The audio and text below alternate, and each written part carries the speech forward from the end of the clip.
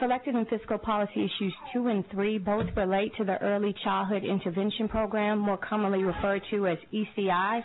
And in this program, state funds are used not only as Medicaid match, as I mentioned that the GR and DARS is used for matching MOE, but in this program they're used as Medicaid match, and they're also used to satisfy a maintenance of effort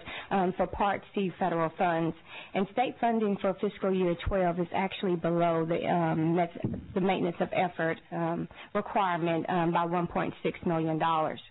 Now, not meeting this maintenance of effort requirement can result in a potential loss of the entire grant of about $40 million per fiscal year. States can apply for a waiver if certain conditions are met, and so for the purpose of House Bill 1, we assume no loss of federal funds because the agency should qualify for a waiver by significantly reducing the number of children served, and DARS also supports this view. We heard testimony from Commissioner Sees that the provider rates would be reduced across the board, and that there was a concern that reducing the provider rates could potentially affect the ability of having providers in the system that would provide services to some of these children who would be in need. And it sounds very simple, somewhat simplistic, changing the eligibility in order to meet a structural design to be within the maintenance of effort, but the children that would be affected and not having the services could have a truly negative impact on them for a long time to come. And I would just add personally that I have some experience with this, and that when I adopted my daughter a year and a half ago from the Department of Family and Protective Services, although my daughter was categorized on a certain level,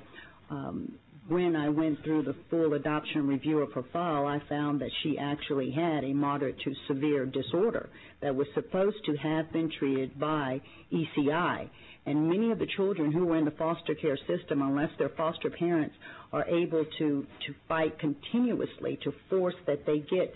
the early childhood intervention services, end up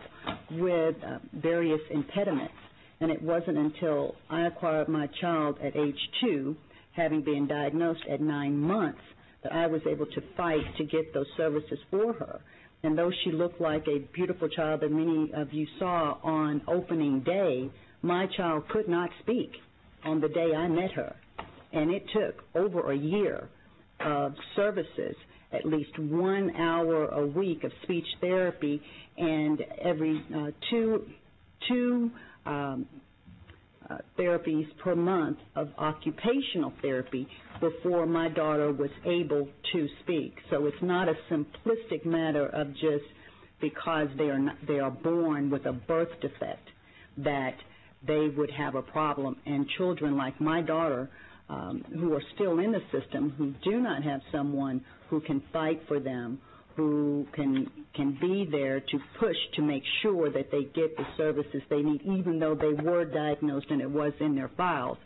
will be left to have problems in the future. And they will be children that we will be taking care of either through some type of special disability in the school system or in the criminal justice system. So I would just hope that we would keep children like my daughter in mind who are still in the system, who need these services, before we decide that it's very simplistic to change eligibility and reduce service hours.